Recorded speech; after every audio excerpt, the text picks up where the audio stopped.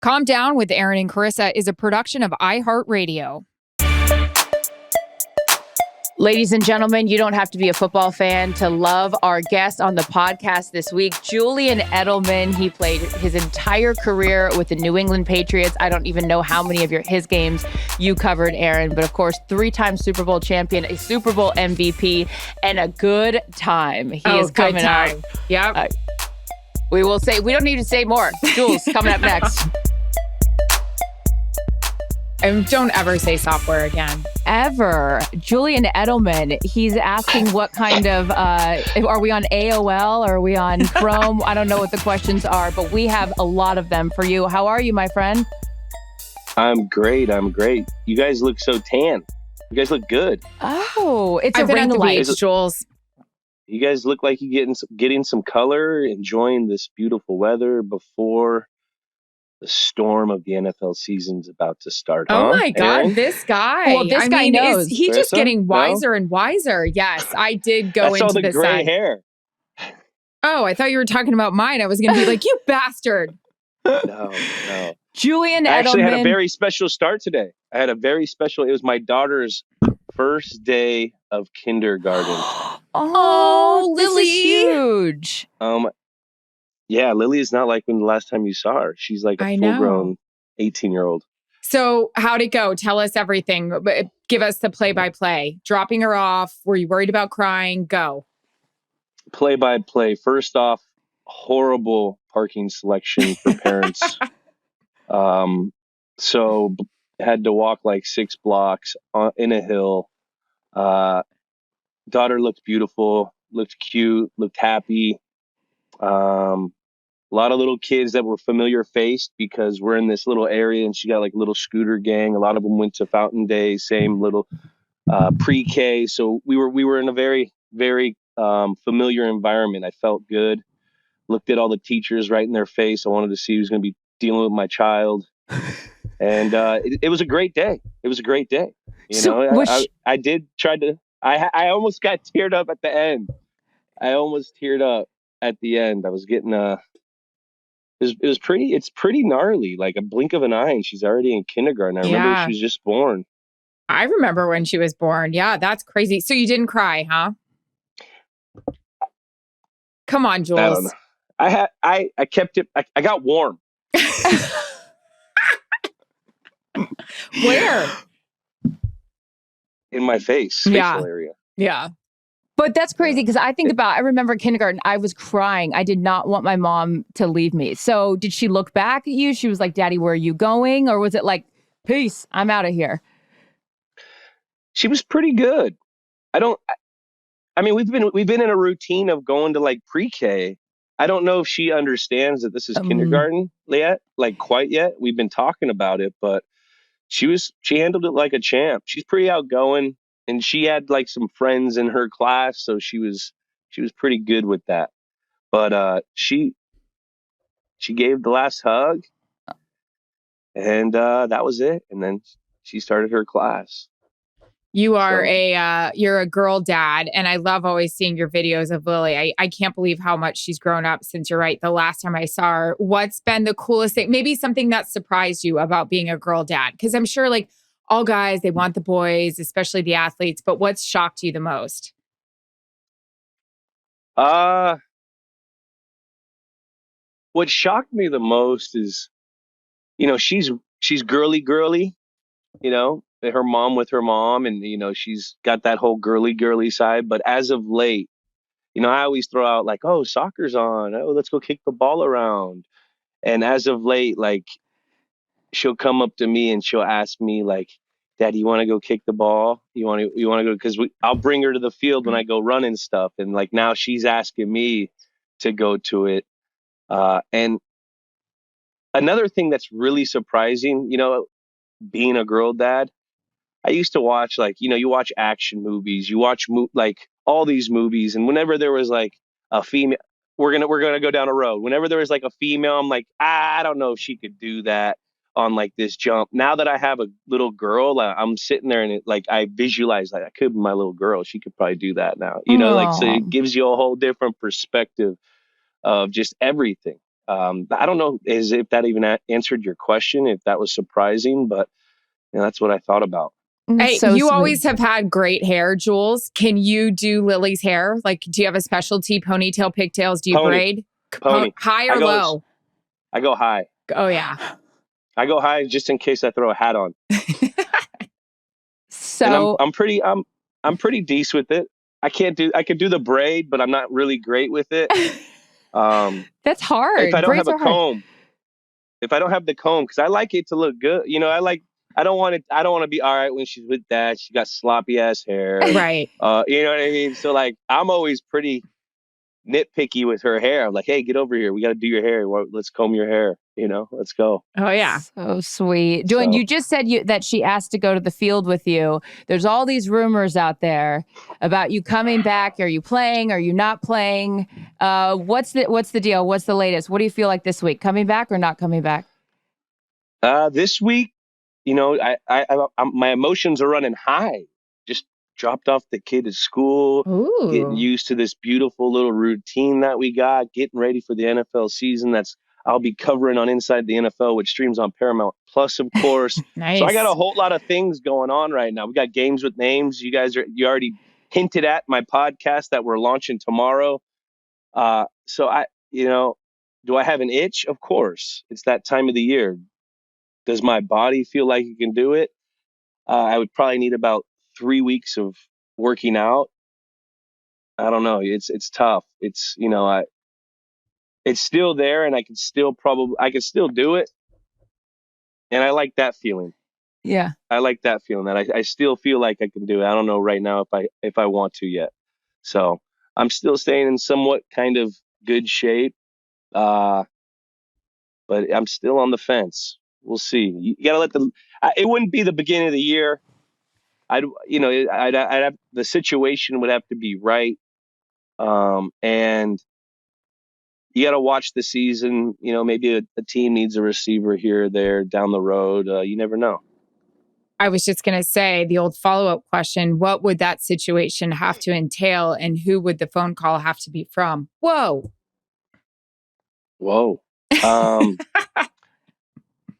What is that? A bar out? What is that behind you? Where are you? So this used to be distraction. Jared's game room and or Jared's, but like man's cave. And then I took it over. Stooley couldn't have any more rooms in this house. I took them all over. How's Stooley? Stooley's good. Thanks so much for asking. He was actually wondering the same thing. What would it take to get you back? You want me to have him come down here and ask you? Sure.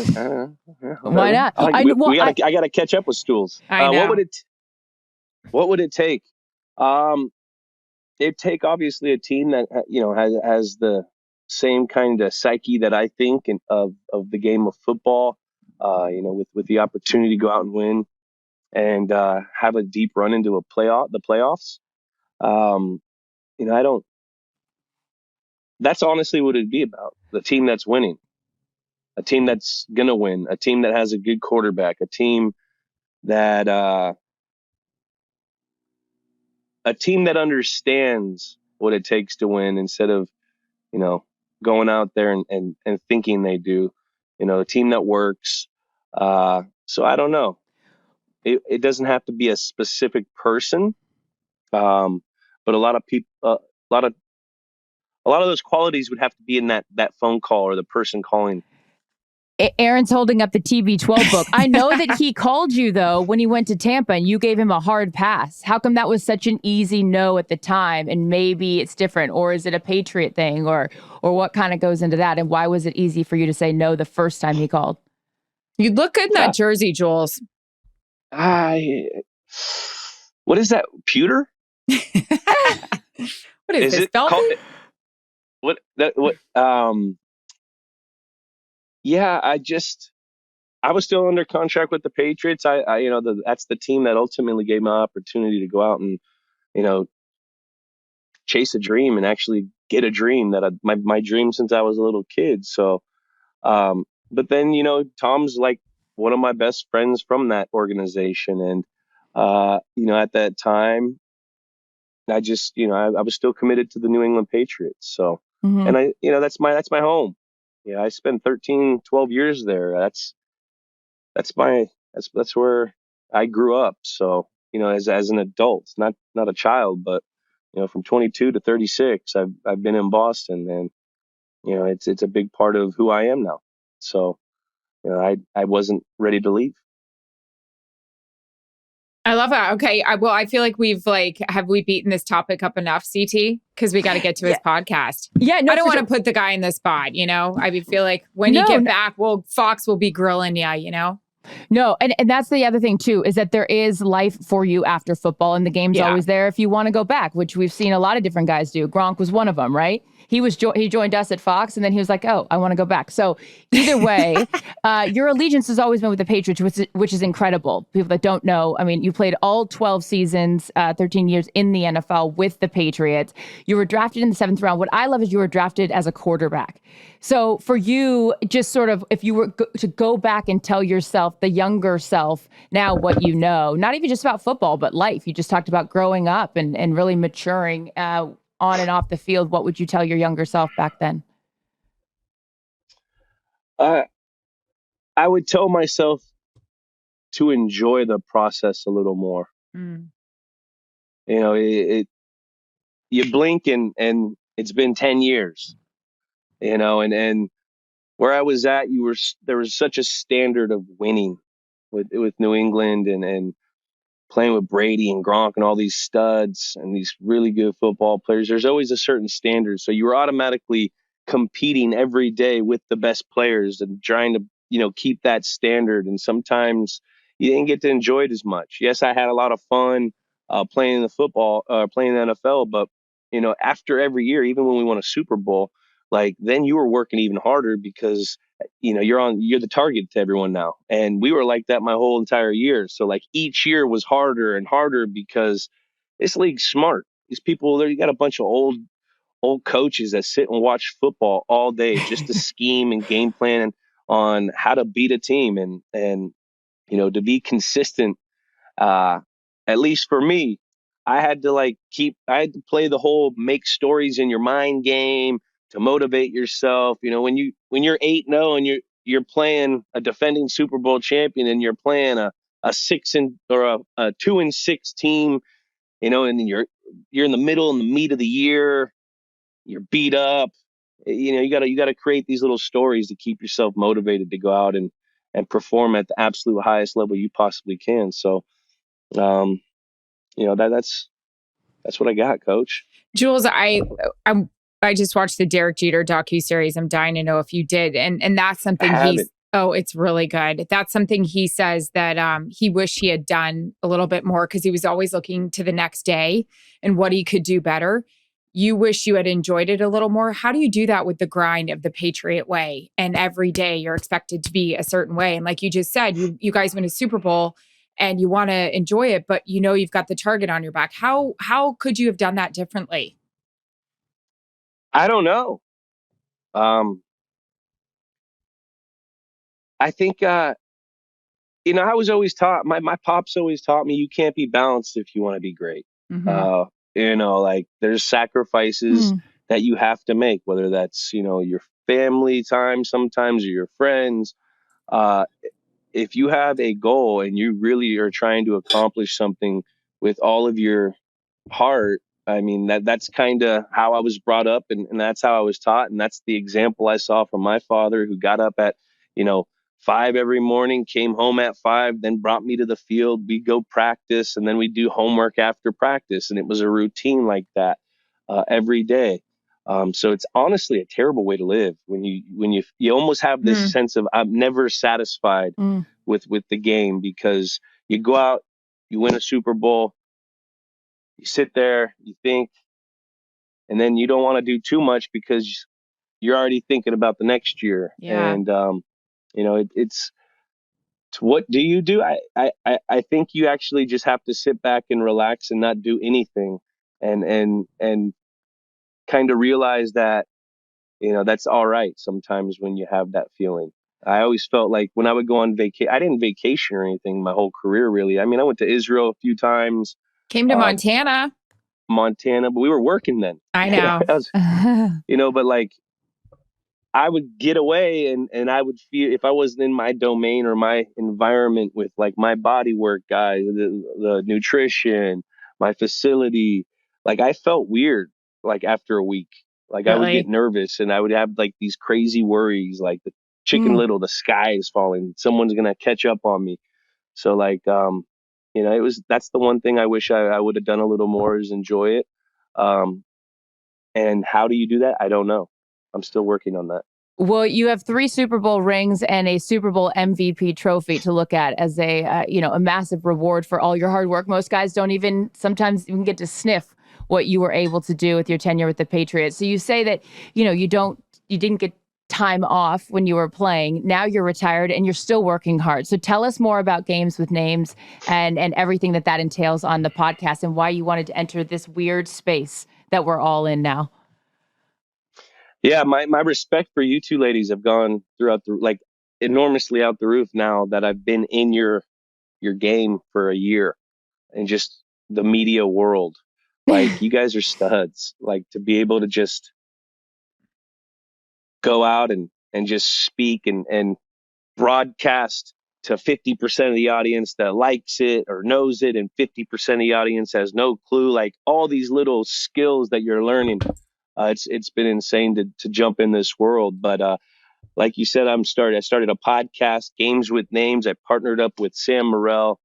It's a sports history podcast, and it got developed through Coast Productions, my production company. We partnered with WinBet, and we were sitting there thinking, like, what could we do a podcast on? And one of Kyler, our director, in-house director at Coast Productions, he was out at Thanksgiving and he was telling this story and he goes, yeah, I saw this guy. I didn't know his name, but I knew I played against him in high school football, and he was giving me the perspective of this big game that we played in, and I was giving him my perspective, and that's kind of where it shot off, where we wanted to get the perspective of people who played in the game on both winning and losing sides Yeah. about these important games that we've all loved throughout, all sports. It's not just football; it's football. We got Paul Pierce with, the Celtics game and the wheelchair game. We got but a hockey game. We got a lot of things going, and it's really cool to sit down and talk with the athletes that or celebrity or someone who's associated with the city and talk their perspective on how this game makes them feel, because sport, like we all know, us three, it's brought a lot of people together. It's one of those things that allows you to kind of leave reality. Let's go, just put everything away and let's celebrate the histories of these games. That's what I got. I love that. Go ahead. Yeah. Yeah. No, I just think of history of games. I think of history of games that you played in. Before we get to any kind of Jules memories and maybe how you'll put them into the podcast, you talked about joining the media world.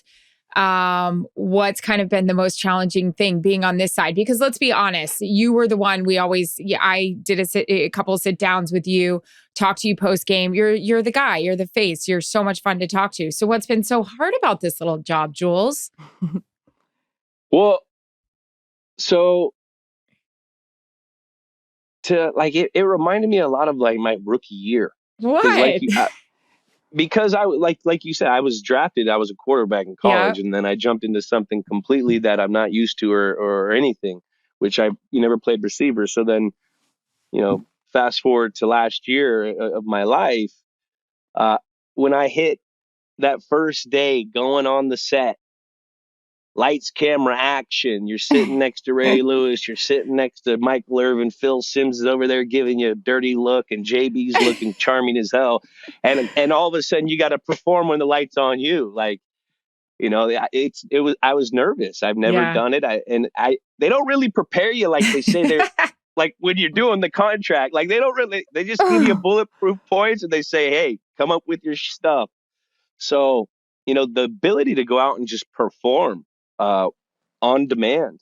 I mean, that was crazy. It's different. So many games. You got to watch all the games. So many games.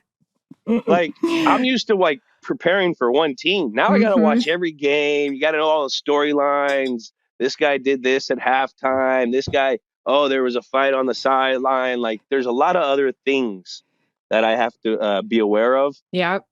But and then that's honestly, I'm still learning. I'm still in the learning seat. I don't think you ever stop, and I'm real low on the reps. So, I'm enjoying it. My first 8 weeks last year of the season, I was like terribly. I was like so nervous every time I got on. And then, after I got a feel of it and I kind of learned it a little, I got more and more comfortable. So, I'm excited for this year on Inside the NFL, which streams on Paramount Plus, of course, and Games with Names that we're launching tomorrow.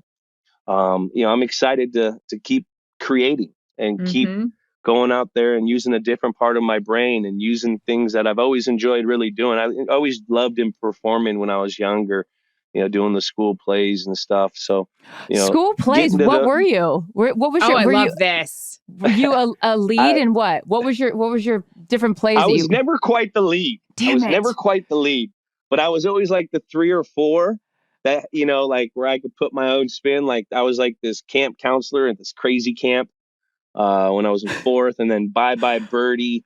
I wasn't Birdie. I wanted Birdie, but I was another person that was like associated with Birdie. I was never the lead. I've seen that. Role players get love too. There you sure go. The acting in your commercials, that's just you. I mean, you are a star and you are the lead. Now, I want to bring it back real quick. You mentioned Games with Names and the backstory of those incredible, historic moments in sports that, we've all seen as fans. You and Erin, of course, Erin on the sidelines for that Super Bowl against Atlanta, and your incredible drive. What was it? Less than 3 minutes to go. You guys are down by 8. I need the Julian Edelman and the Erin Andrews perspective. We'll start with you, Jules. As that was all unfolding and sort of what you now can remember stepping back from it, 5 years later. 5 years later, yikes. Isn't that crazy? God. Jeez. Lady Gaga halftime, by the way. Great show. See, I don't even know the halftime shows of the Super Bowls we played in. Been in so many, who can count, right? Whatever. Yeah. 3 minutes to go. When was that? After did we have the sack, the Hightower sack fumble, or was that the Trey Flowers sack? So like once after we came out of the halftime, I was a rah guy. It's gonna be a hell of a story. Let's do this, guys, for the Gipper. Yeah, whatever. And then like first third down back, we hold them. I have a decent punt return. We go third down. I drop a ball, so I'm sitting there like, damn, that's not going to be really good for going forward. We're still down 24. What was it, 24-3? Yeah. And so then things just started clicking. Everyone kind of settled down. Like we weren't really out of the game because they were blowing us out. We were out of game because of self-inflicted wounds, a pick six, a turnover in the red area. Not doing well on third down, which is something we completely talked about all week in fucking practice. I'm sorry for swearing. We're not allowed to swear in this one. You can do whatever you want. It's a podcast. Good. Sweet. Yeah, we never know. There's courtesies. So after Trey gets a sack, Hightower gets a sack, our offense, we're starting to like pick things up. Guys are working. It was just nuts to see it go the way it did. And my perspective, like during the game, I never think we're going to lose. But the first time I watched it on TV, I was like just as stunned as everyone else. Yeah. Like, oh my, how did we do this? Like, it's weird because we've been in that situation. I know it wasn't, in the Super Bowl, but we've been behind large leads at halftime against Cleveland Browns 2013. I believe Denver Broncos, we were down 24-0 at halftime against Peyton Manning and came back and won both those games. We had these crazy heroic type comeback wins. So you knew it was in there. It was just really about settling down and really worrying about what you had to do on each and every play. And it's kind of boring to hear on my perspective, but that's really what it was. Like guys just like, no one really wanted to jinx anything because we saw things going right. So like, like you'd look over, like I was always really close to Matthew Slater, and he would sit over like across from like the special teams area. And he'd always like look over at me.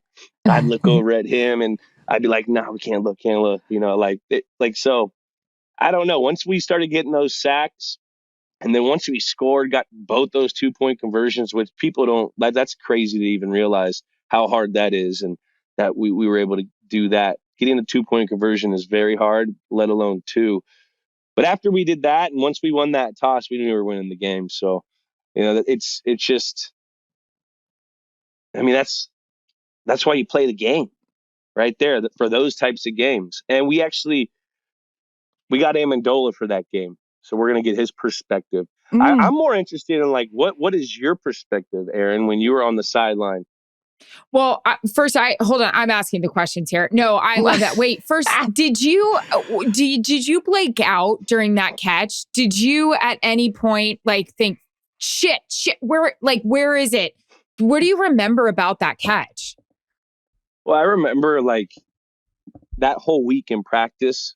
So that's called a shoot route, which you either run a crosser versus 1 safety high look, or you run a middle read versus 2 safety high look, which is you bend it.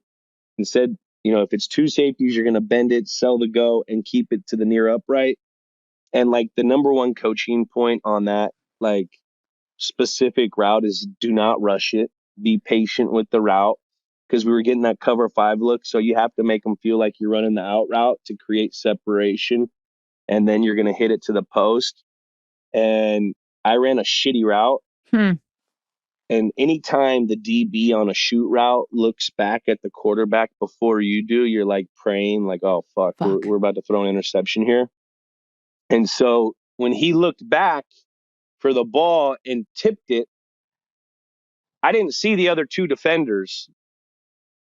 I just saw that he was in between me and the ball, which is never a good look. So I just went to go really try to like, hopefully not let this thing get picked. Yeah.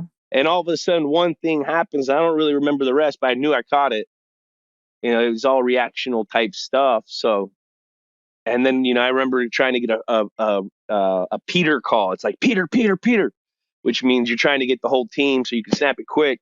I knew I called it, but I was like, hey, Tommy, fake the Peter, so they call a timeout to challenge it, because then if they do that, then you're going to waste their timeout. Yeah. So, I was like, Peter, and we did that, and they challenged it, and we thankfully got it. It was a 2nd and 10. It wasn't that big of a play, but Danny, the next play, hits a crosser. I got contributions from everyone on the offense, and it's still crazy. It is. We got so a rookie crazy out there. Got no Gronk out there. Like, to go out and do it, it's a good one. Chris and I are so turned on right now. Like, just, a cross route, a D2 I DB. love a cover it's like, 2. All of this. But my perspective was the Julio catch. Was Julio's catch before that, the 3rd down catch, right? That was before this. Yeah. So I just remember standing there and, it's halftime and I'm talking to, who the heck did I talk to? Whatever. I don't even remember. But it was just like, this can't be it. Like, and then of course, selfishly, don't get mad. We're thinking at Fox, the Super Bowl, damn it, everyone's going to be turning off their TVs now because ratings. They're down. But then I was talking to somebody and they're like, absolutely not, because they want to see if these guys can do it. So we're sitting there. Oh, Dan Quinn. Why did I blank out? I'm talking to Dan Quinn at half, and you could just still tell he's just like, oh my gosh. So Julio's catch happened. And I remember looking at my producer and being like, wow. And it was right by where I was standing. And he goes, write that down. That's going to be a big one when you talk to him post game. So I wrote down and I started and all this stuff. And then you guys started coming back. And I've told this many times. I'm just sitting there and I'm looking at Matt Ryan because I wasn't on your sideline. And he just looks like he's going to puke. And like, he's just holding himself like this. And he just looks like he's going to barf. And then Jules, you make that catch. And I just remember from the sidelines, we're all dying to see, did he make it? Did he make it? But when you go back and watch the TV copy, I think it's Troy Aikman at his best, because he literally just loses it. And he goes, oh my God, what a catch. And it was just like a cool moment for such a polished announcer. Forget about you and how great you were. It's all about us, of course. But yeah, it was just, it is. Yeah. And then when you guys go into overtime, it's just like, this has never happened before in a Super Bowl. Holy crap. To hear our boss's perspective in trying to sell Super Bowl ads in overtime is unbelievable, and what they were going for. And it was like, can you guys really do this? James White, it was just, I have goosebumps. I shaved my legs and now the hair is back. So it's very exciting. It was so awesome. It was just, it was unbelievable. You guys sold commercial rights after the game to the other companies, or what? No, when you guys were going into overtime, the rate of the price of commercials to be played in overtime during that game just shot through the roof. And our boss tells the story about being on the phone with the sales team and being like, this is what this is going for. Because New England Patriots Super Bowl, you guys are in overtime after being down by how much? Like, this shit is going to be expensive. Expensive. Mm-hmm. It's really cool. It ain't going to be cheap. Yeah, that's... And then the jersey was stolen, right? Is that another storyline in that one too? That was dramatic. I mean, they find the jersey in Mexico. So random. But they don't know who shot Tupac. Yeah, or Biggie. I mean, let's not forget Biggie involved in this one. Mm-hmm. What are we doing? What are we doing? Well, we know what you're doing inside the NFL and games with names. You have so much going on. We appreciate you taking the time to do this. And of course, we got to get you a VIP parking pass at the elementary school. We can't be having the MVP know who you are? walking, Oh, there's so many cool people here in LA, though. Like, it's so weird. Like, when you go to like these little schools and you get like, oh, there's the TV producer's family. There's like, oh, an actor. Like, oh, I'm you're not cool? Like, you don't make the cool roster? I'm a has-been. Jules, no. Give me a break. I just want to know if you're going to have Coach Belichick on the podcast. It'd be a beauty of a thing. I know. I need to get him on. I'm trying. It'd be fun. I just got a text message from... I just got yesterday or 2 days ago. Does he need you? Nah, he texts me. He goes, I'm going to go to the Raiders joint practice. And he goes, hey, man, it's honestly weird that he texts me. But he's like, oh, I hear you're coming to the Patriot or the Raiders practice. Excited to see you. Da, da, da. I go, oh, it's going to be exciting to see you too again, coach. Yeah. Plus, what's his name? The kid doesn't look good in 11. He's too skinny for it. Oh, no. And he goes, well, 81 was taken. I wish he was an 81 too, but he's the closest thing to Moss we ever had. Oh, that's so sweet. But he was... Wait, I've been... Go ahead. Well, I've been impersonating this guy so much lately. Like, everyone wants to hear some bullshit story about it. And so, like, every time I get a call or a text from him, I'm like sitting there like, he's gonna, like, oh, I'm sweating. Literally, like he's going to yell at me or something, but it's all out of fun. He understands that, I think. And he knows I love him. Jules, how is your go ahead, CT. No, I was just going to say, was he surprised that you went into media? I mean, he shouldn't have been when you first decided to. Nah, because I was always, I was a smart ass. Once, like after year 7 or 6, I was like, I'd walk by like coach in the hallway and I'd be like, hey, coach. Like, he's like not even looking at it, like in that tone and stuff. Like, and he'd be like, Edelman. Like, I'd always like try to like fuck with him, or ask him questions. I don't know. Like, I don't think he was surprised. Maybe that guy surprises me on how he thinks. He's not like Jedi mind tricks, so maybe he does. Does he not? But I don't think anyone really knows what's going on there but him. How are you surprised by him? What does he do? I understand the mind tricks, but just give us a little inside peek at that. What does he do? Well, he just never gives his cards up. Yeah. Awesome. So that's, like you never really know what he's thinking. Like he could just, and I swear he'll say stuff to you just to kind of mind F you. And like, it leaves you like, what? And he'll just walk away. You're like, did he, what? Is he mad? Is he happy? You're always questioning. Wait, I'd be remiss if I didn't ask you two things real quick. You and Erin are close to Tom, but not everyone has that luxury. So Gronk told me one time in an interview, I was like, he was giving me, because it was before your guys' one of your many AFC championship games, this one against the Colts, and he was giving me the whole like Belichickian answer, like playing it safe, whatever. And I was like, dude, this is a terrible fucking interview. Like, you got to give me something. And so he's like, okay, you want something? He's like, Brady doesn't shower after practice, and I like spooning and like weird shit, just like classic Gronk stuff. So I need a Tom thing that a lot of people, that he wouldn't care that you said, that people might be surprised about. He gave him he was a guy that shower pilled a lot. What do you called it? What did you just call it? You call it the shower pill. What is that? If you don't take a shower after practice or after work, you've taken a shower pill. Oh shit! Yeah. Gronk gave him. That's what people used to call it. Yeah, he either shower pilled or he would steal two heads, and he'd have two heads of the showers on him. A shower hog. Okay. Yeah, shower hog. One thing that people don't, he loves chicken wings. Oh, who doesn't? People like the night before games. We regardless of where you're at, you stay in a hotel, so you have the same kind of food always. And so that's how you judge the hotel, by the red sauce or like the wings and stuff.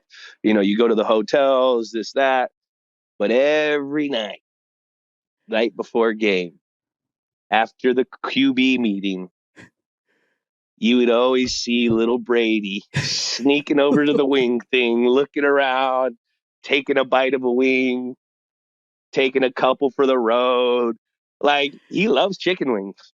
I don't know what chapter the chicken wings are in this book. I'm looking by the strawberry chapter. Huh. Limit dairy. So no ranch sauce. Didn't limit. Jules, quickly give me a grade on your former team. I know there's a lot of Patriots fans that will be listening to this. I just want to put your analyst hat on and give me your media response and inside look at what your former team is going to do this year. I think it's going to be a learning experience for this team. I mean, we don't know what they're going to be. They're losing an offensive coordinator that's been very, very involved with how things have gone in that system for a long time. And he's come from the whole Charlie Weiss and Josh McDaniels, who's going to be in Oakland now. Who's calling plays? I don't know. Nobody knows. That's kind of alarming. Why are they doing that? Why are they doing that? You never know. There could be a bunch of different variables where they could have had someone lined up if Josh was going to leave and that person took someone. There's so many things that could have happened that we don't know. And I guarantee, even I'll talk with guys, they don't tell shit to me. Now that I'm in the media, they all know that, especially with me gunning out impressions of Bill. So yeah, but I think it's going to be a learning experience. Their defense, I hope they're going to be able to stop the run. I mean, they were a little light in the box last year. Their linebackers weren't playing at a high level. We'll see if the newcomers that they signed this year will do well. But it's going to be an interesting year. That's a tough division. You're playing a Bills team that's ready, that's hungry, that's close to making Super Bowl, runs potentially. You're playing a very electric, weaponized Miami team. And there's still the Jets, so they'll get those couple wins. But, we'll see. I think it's going to be a learning year. I really do. I don't think you can go out and say what they're going to be because we don't know, even as an analyst. Did I just say nothing with saying nothing? But you're good at that. Perfect. And you have been for the 12 years that you played with the Patriots. I love you so much, but that shit was so hard to deal with. It was like, guys, come on, give me something. Just day by day. Take it day by day. Patriots ball. Well, I'm telling you right now, I'm a little worried. Okay, but I need you. Wait, you have to do it. Wait, Jules, you have to do it you just said you do a Belichick impression. So I'm going to ask you the question and you answer it in Belichick's voice. Here you go. Coach Belichick, how are you guys going to do this year? Look, it's fucking the third week of the preseason. we're just worried about the people we have in this building. And, you know, I can't tell you what's going to happen in 2 weeks. I'm worried about tomorrow. And that's plain and simple. That was so good. And I'm sweating from my armpits profusely. PTSD. Look. That's so good. That's his thing. He always says, look.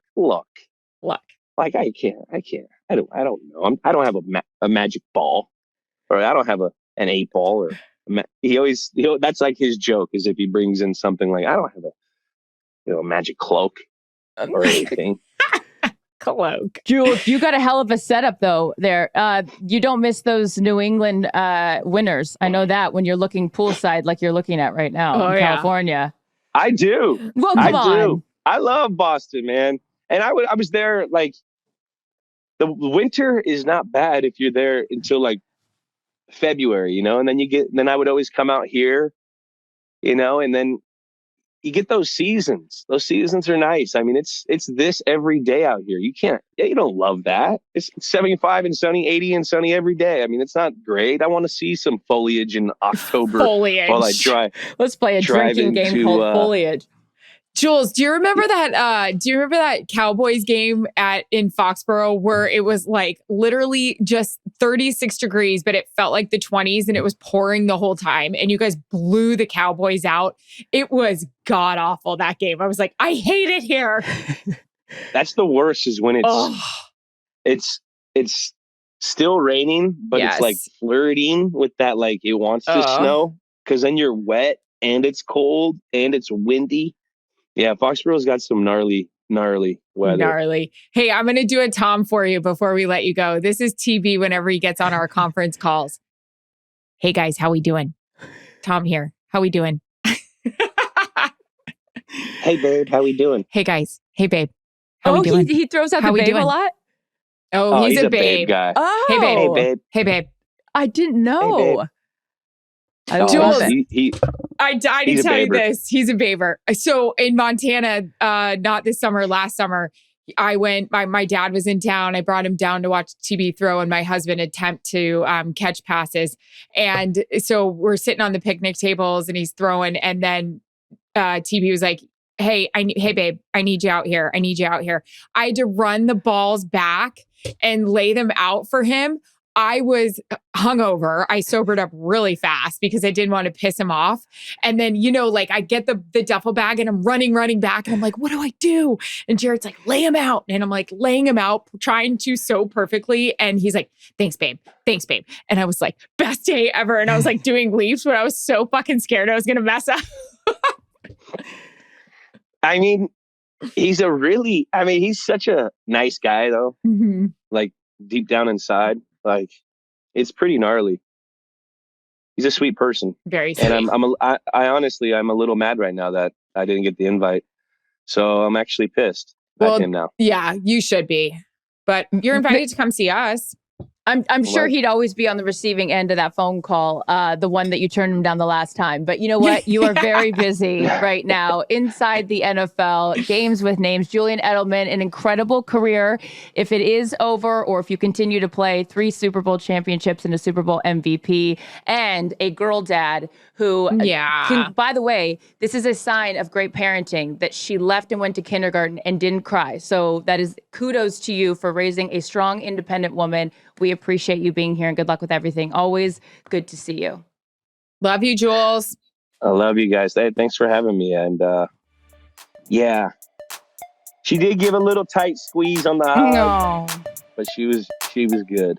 That's awesome. She was good. That's great. Calm Down with Erin and Charissa is a production of iHeartRadio. For more podcasts from iHeartRadio, visit the iHeartRadio app, Apple Podcasts, or wherever you get your podcasts.